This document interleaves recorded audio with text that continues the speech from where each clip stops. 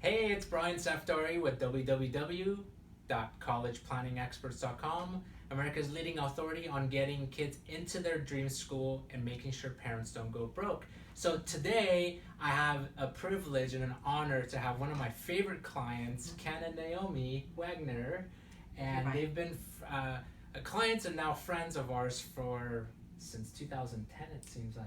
I'm looking at my system. Like, was it really 2010 we started Time goes working? by fast.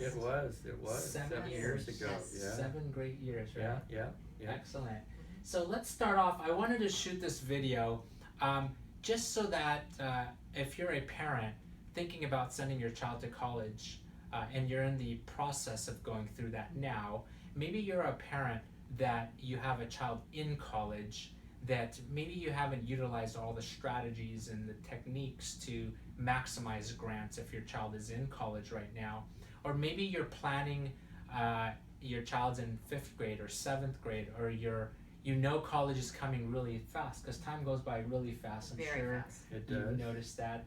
It My does. kids are 5 and 4, and I can't believe times have gone by so fast, and they're already in kindergarten almost soon. So, so if you are a parent, whether you're a parent that's starting really early or whether you're a parent that's in middle school, great time to get started as far as planning for college planning, as far as getting in, strategies on financial aid. This video, I think you'll really enjoy it because what we're gonna do here is we're gonna interview Ken and Naomi on maybe your experience before coming from a parent to a parent. That's what I want these interviews to really be, because parents have shared that these videos we do are just great because parents who've already been there and done it can actually now share with parents who've not gone through this process. They don't know what to do.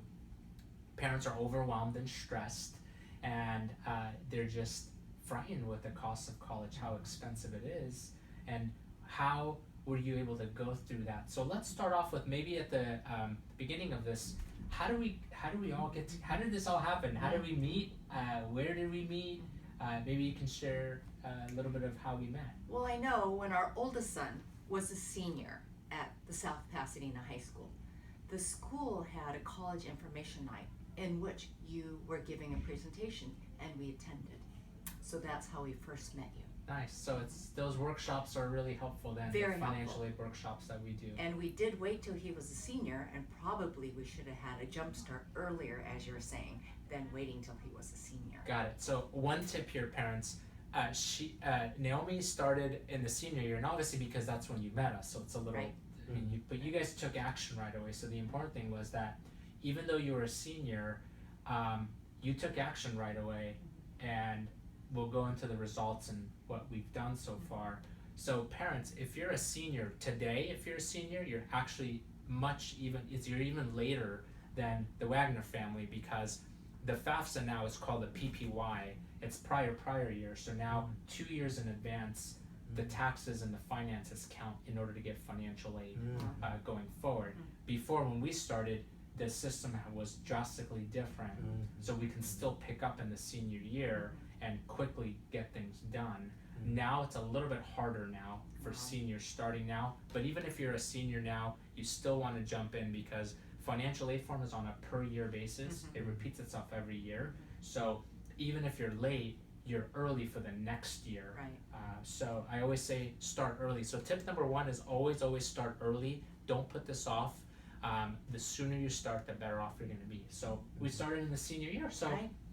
tell me what maybe share some tips and strategies that maybe helped you, that would help parents that are going through this process if they're a junior or a sophomore in senior. What tips and strategies would you give that would maybe help parents? Starting early certainly is wise. It's a complicated process. It involves the application process. It involves planning your finances, developing a strategy for reducing your expected family contribution. It's pretty multifaceted, so we really valued the help that Brian and his team could give us. Great. Yeah, Ken just mentioned something that if you've never heard this term, a lot of parents have not heard the word EFC, the expected family contribution, because most parents will not know about the EFC, what it really means, or how it applies to the formulas to get grants and scholarship, because FAFSA, which is free application for federal student aid, is due still now October 1st and on of the senior year. By the time the parents fill it out by March 1st or March 2nd, which is generally the deadline, by March time, when they fill out the forms, then they hear this term, EFC. Right. How is our EFC calculated? How are we expected to pay $50,000 a year and we only make like $150,000 a year? Who makes up these numbers and how they came up with these numbers? And by the time parents figure that out, it's too late. Right. And the system is designed, because college is a business, it's designed for them to know and to make it as complicated as possible, unfortunately. Unless you either know how to play the game, like anything, or you find someone that knows how to play the game and you piggyback off them to play the game for you.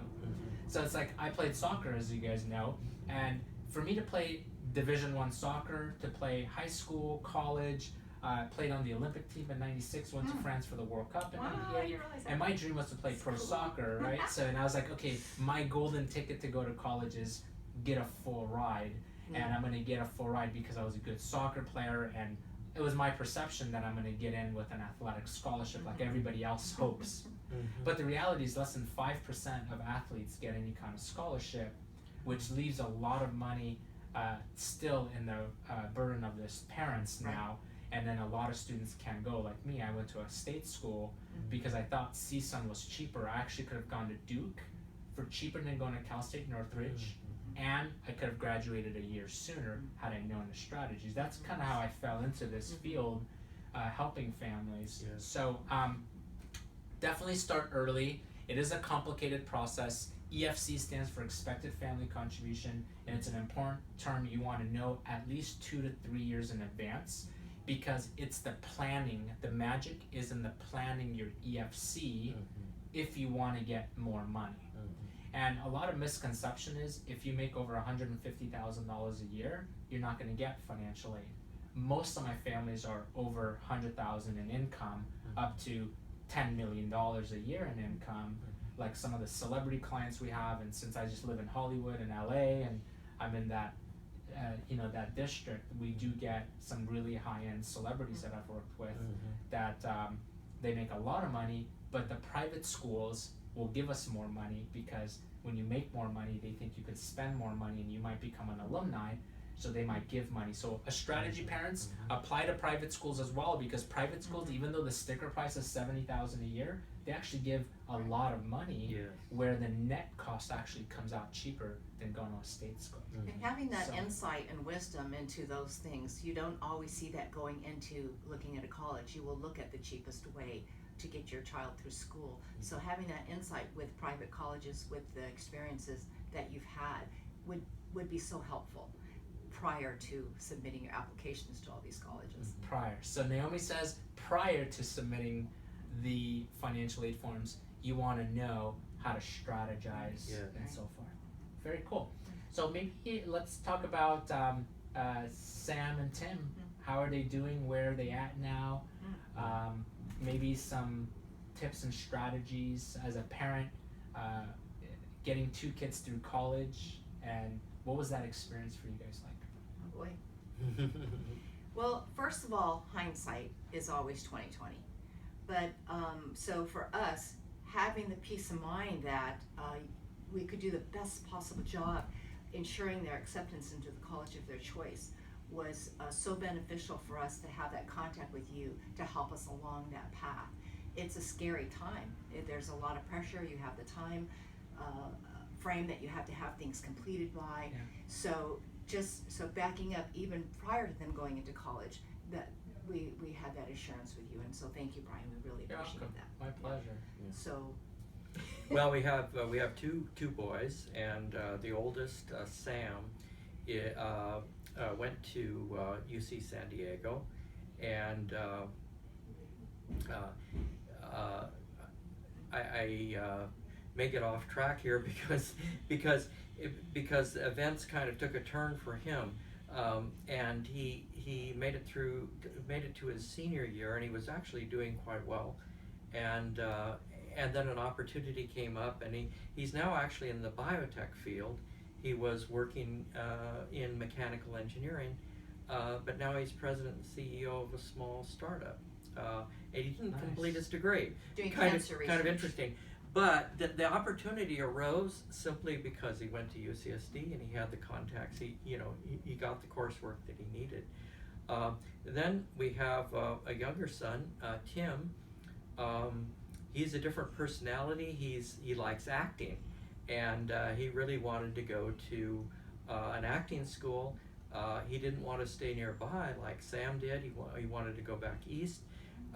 So Brian and his team were very, very helpful in getting his application, basically looking at his essay, making suggestions for how he might improve it.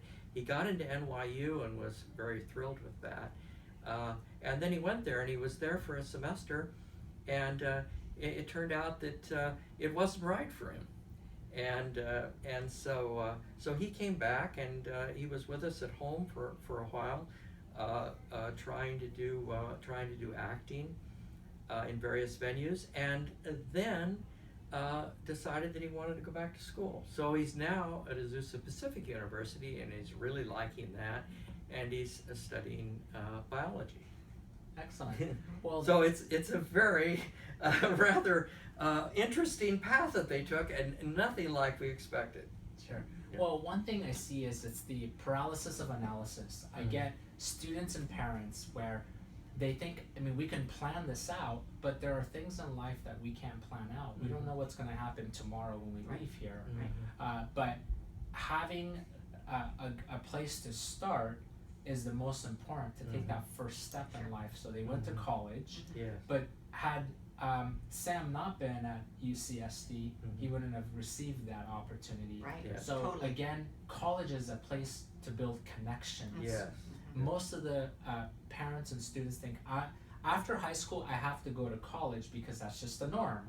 Doesn't mean you have to, but I think it's important to go to the right college because you're not buying that piece of paper on the wall. You can stay at home now these days. From home for less than $5,000, I can get you a bachelor's degree in 2.5 years, accredited, straight from your computer. You can sit in your pajamas and your house, and you can get that bachelor's degree on the wall to say, I got an actual bachelor's degree for really cheap. The reason why parents invest $10, $20, $30, $50, $70,000 a year is not because of the degree. It's what the degree is going to do. The ripple effect on the degree is what I call that. It's important because I learned in life, who you hang out with is who you become. And I remember my parents always telling me this, that hang out with good people because naturally you'll just be a good person. Hang out with the bad people, naturally you're going to do bad things and get yourself caught in a bad situation. And I realized that in college it's the same. You want to go to the right college with the right connections because the professors have the connections to those Fortune 500 companies, and the companies and the right connections that's going to leverage your career faster than you just getting a degree and saying, I'm going to go online and post my resume and hope someone finds me and I get a top paying job. That's why 50% or more of students that go to college, when they get out, they say that their degree was useless. I think the problem is that they didn't take the right techniques and the right strategies to pick the college they're going to. They just thought, I'm just going to apply to 6 to 8 schools or 10, 15 schools. Wherever I get in, I'm just going to pick and just go and get the degree and just deal with it. And when I get done, when I have a degree, I'm going to make a lot of money because I have a degree. The truth is that just because you have a degree doesn't mean you're going to get a job. It's what you do with your degree and what you do with the connections as you build and get that degree. It's just as important. Just You're right. really, really important. It's what we do after college that life really begins, not during college. So leveraging going to the right school, parents, very important. Go to the schools that have the best connections, and how do you know that? There are strategies around all of that stuff that we just talked about. Tell me a little bit about let's talk about we talked about academics a little bit. Yeah. What about a little bit about the financials? Maybe anything that would help parents that are stressed about how college is so expensive. You guys, at the beginning, you didn't know how this was going to happen, but now they're both basically almost done, and they're almost graduating soon, and they're going to both be in their careers. Any tips and strategies you can share from a financial aid standpoint that was helpful, maybe? Yes. What was especially helpful for us, we were a bit heavy in assets, and what Brian pointed out to us was that the assets could be moved into annuities, and that helps the expected family contribution a lot. And so we adopted that strategy, and I think it helped a lot with NYU when Tim was there, because he did get a fairly substantial. He got a little bit of merit aid, but he got fairly substantial financial aid. Sure. Yeah, on the financial aid forms, what Ken's talking about is if you have 529s, college savings accounts, money market mutual funds, UTMA, UGMA, Coverdale, any of those accounts on the FAFSA, on the financial aid form, assets are viewed differently. The formulas, for example, if you have assets in the child's name, it's going to get weighted at 25% to 50 cents on the dollar towards the EFC based on the school. There are federal guidelines on how the EFC is calculated on assets.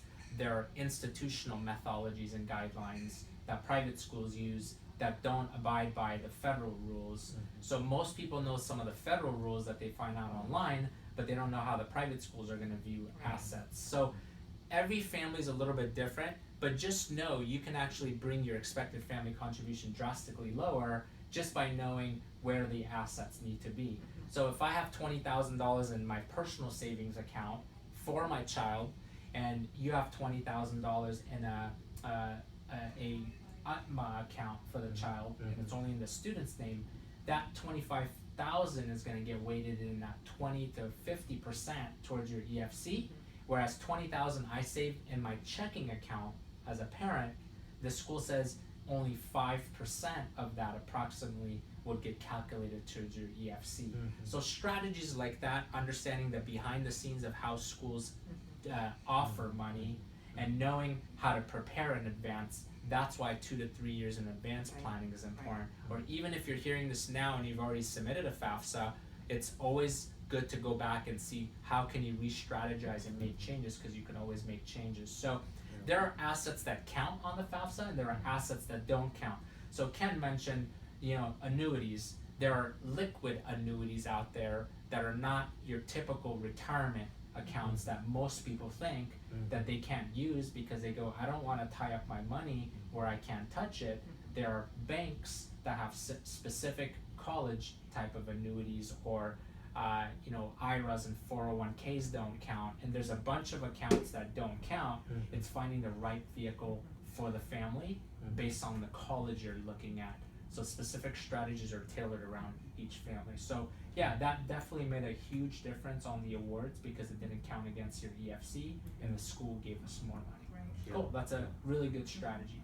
Anything else you can share on the financial aid forms, submitting financial aid forms, the documents maybe that parents are going to have to face and deal with? Maybe some tips or anything that you think that would be helpful there? Well, let's see.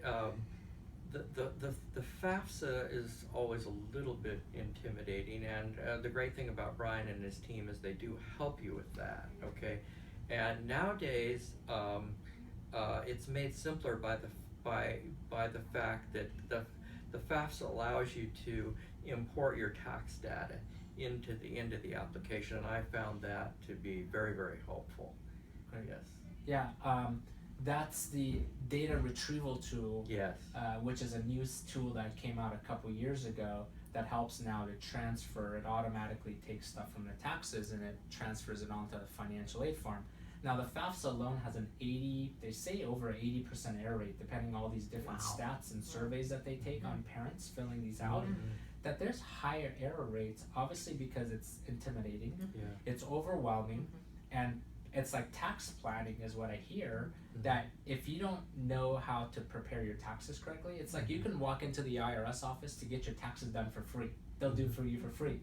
But no one does that, even though it's free. You go, either you study and spend time to learn how to do your own taxes and do it right so you pay less taxes, or you hire a tax professional, depending on how simple or difficult your taxes are and all the moving parts, to find a specialist that would make sure you don't pay full price of taxes. So same type of strategies apply when it comes down to the FAFSA. So that's really a good point. Let's maybe jump into funding now. There's 3 pillars in this process: finding the right schools, careers, majors, and positioning yourself to get accepted. So that's applications and essays and getting into the right school. Pillar number 2 is free money, grants, scholarships. How do you shrink the cost, no matter whether you make 10 million a year or you make 10,000 a year? There's different financial aid awards for different families, so there's always money. That's the money pillar. And then the third part is parents are all going to have an out-of-pocket cost, even with all the grants. We're going to have still a cost that we have to absorb. It's not going to be free, but what that net cost of college is going to be 10, 20, 30 for a family. Maybe some tips and strategies as far as funding, maybe preparation and funding, starting early, anything that maybe you would have done differently now going through this process, maybe some tips that parents can learn. I think to start out, to educate yourself earlier.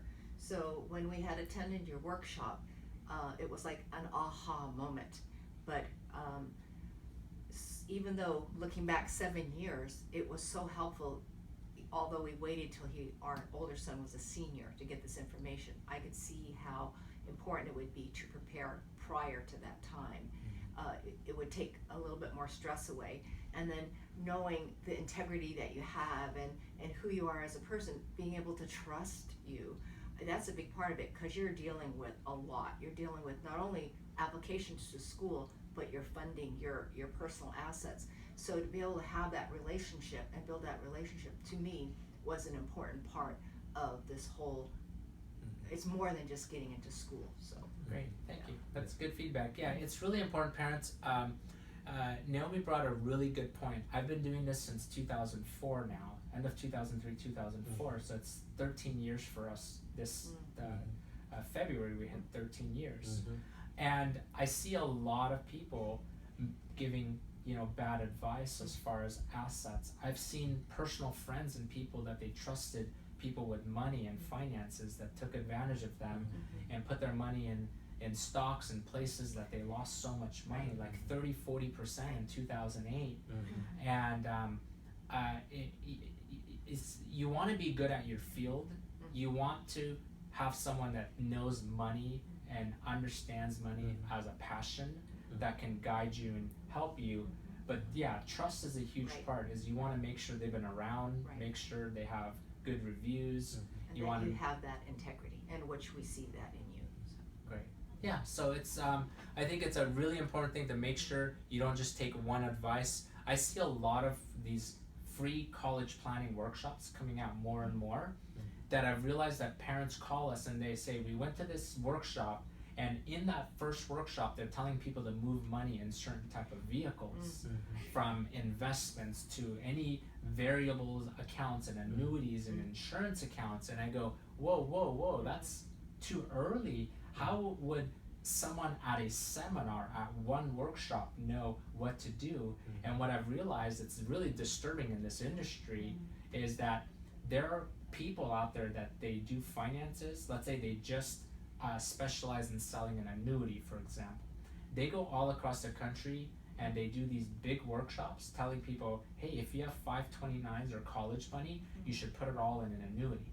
That's really bad advice, because how do you know if you do that you're going to get money at the school in the first meeting? If you don't run the algorithms and the software that your EFC is this number, and by moving any type of assets your EFC goes to this lower number, and that this lower number then at that specific colleges you're going to actually will give you money.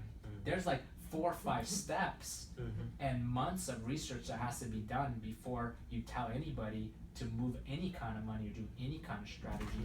But because they know an annuity doesn't count for FAFSA, there's people out there just trying to put everybody in one of those types of accounts. That is really, really bad advice. And I see it in articles online and stuff that says like, don't put your money in these types of vehicles for college planning. And what they're referring to is because the person that's doing it is just trying to make a compensation, a fast compensation, and move on, but doesn't mean that that particular family, it's not a cookie cutter strategy.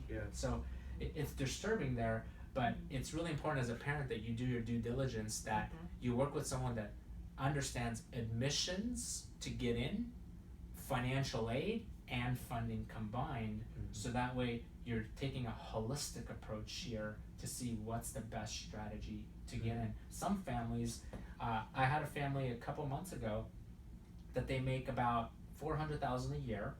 The student has a 3.1 GPA, only wants to go to San Diego State, Cal Poly Pomona, Sac State, San Jose State. They're mainly state schools.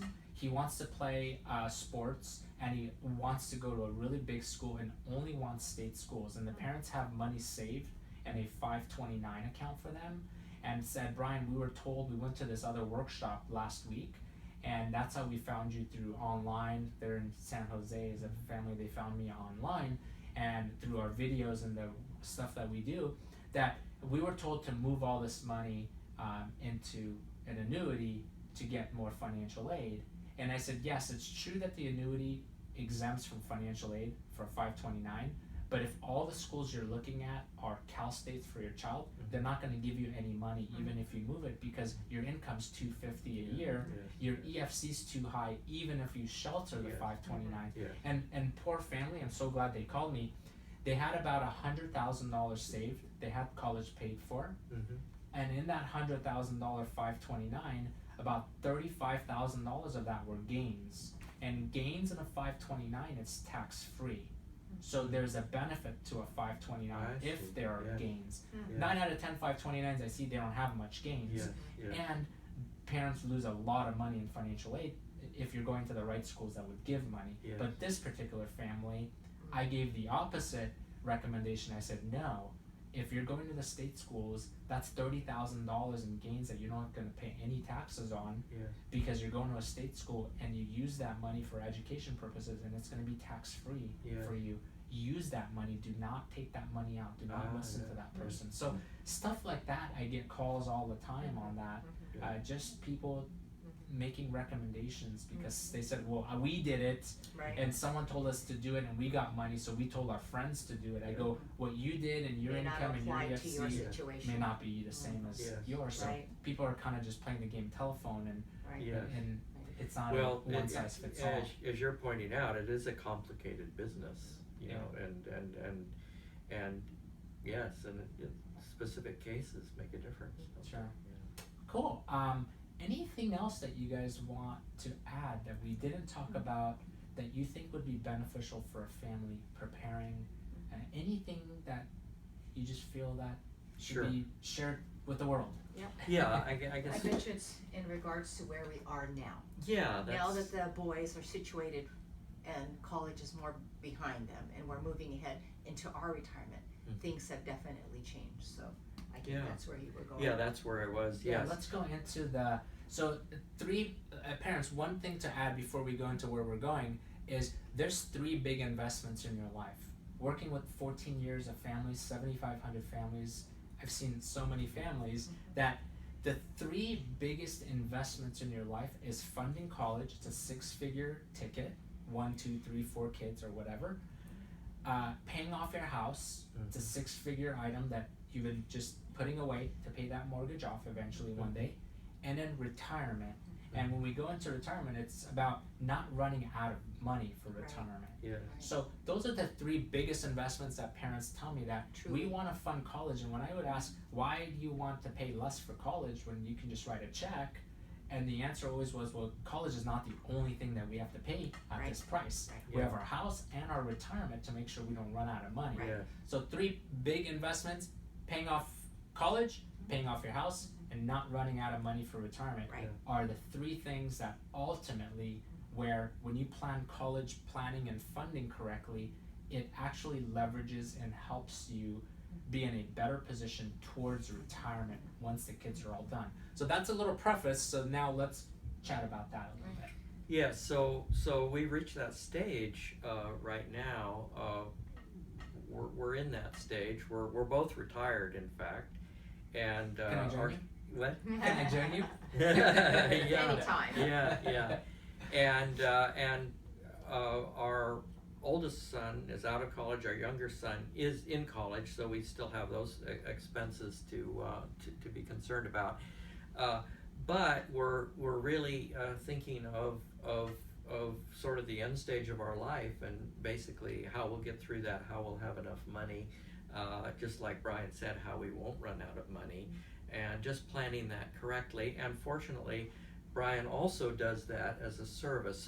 So we've been very thankful that you plan all the stages of one's life, and we're not left just hanging after college is dealt with.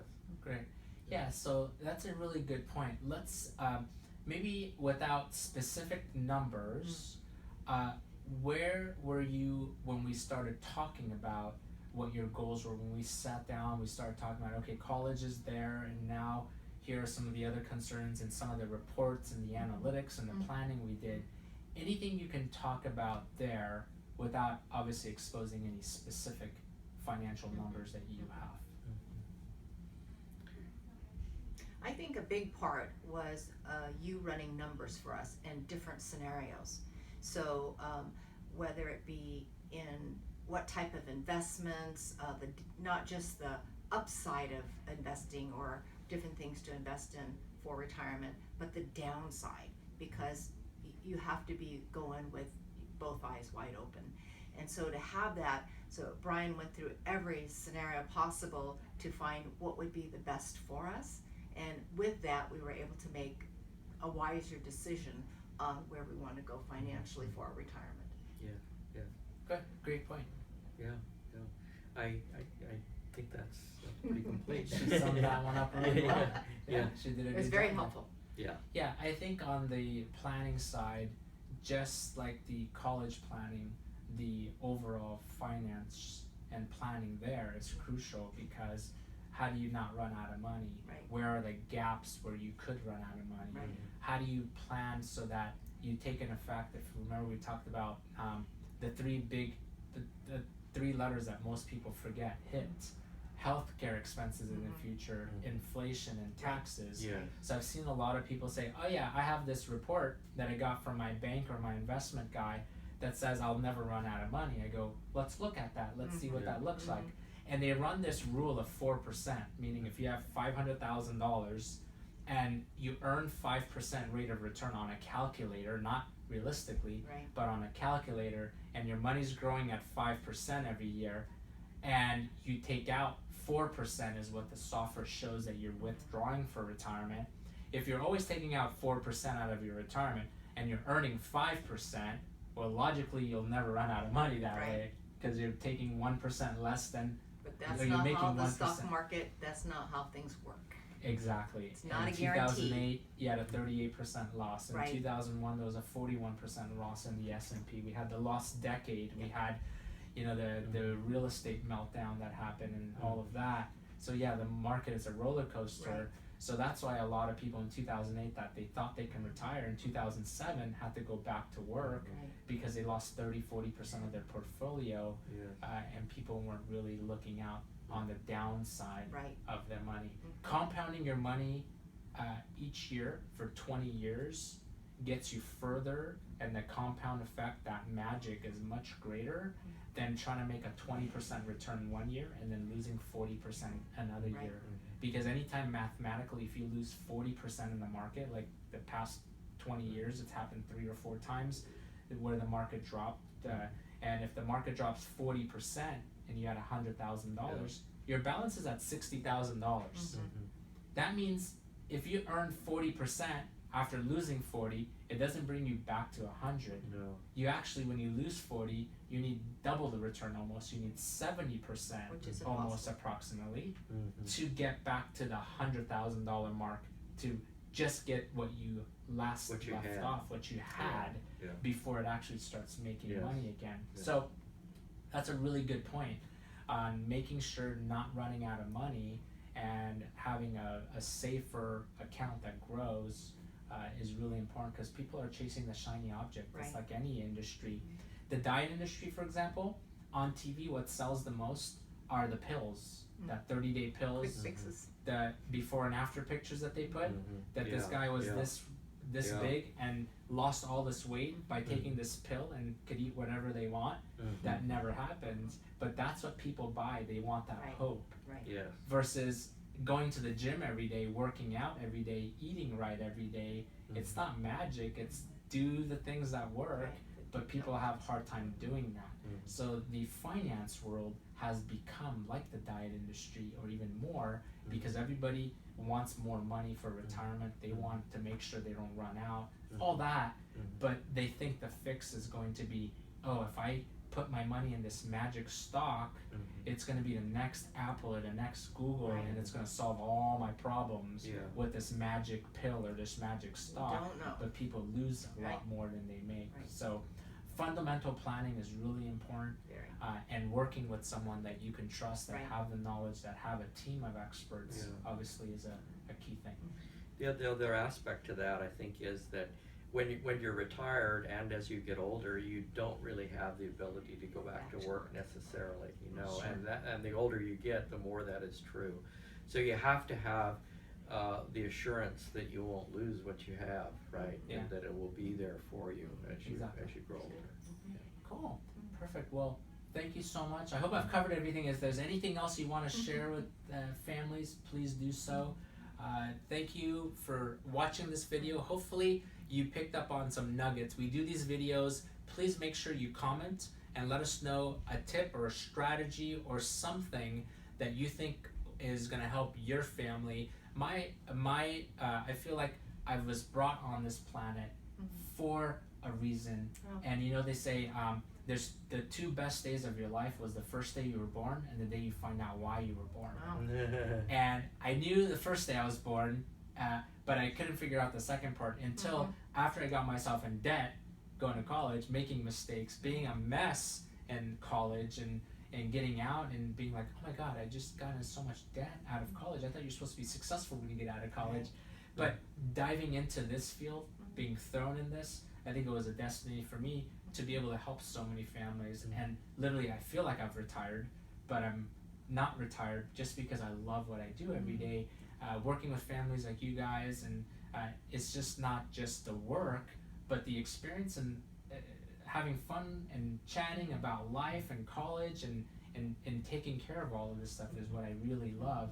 I think it's been a great journey for me working with so many great families in our program to share the knowledge and help a family be in a better place than they were before they met me.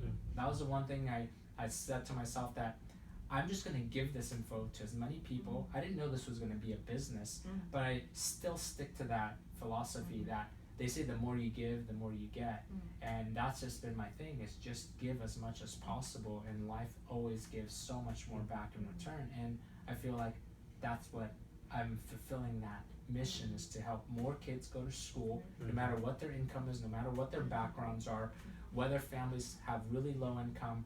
I come from a really tough place. You know, I was born in Afghanistan. I was 5 when I left there. We left because of all the crazy wars and the crazy people there that were killing their own people, and we can go all into that, but my parents left to come to a country where you get the freedom and you can walk on the streets without bombs going off and things like that, that I feel like we came here for a reason, and we came, and I think that everything in life happens for a reason. So hopefully you picked up on some really good tips and strategies that can help you.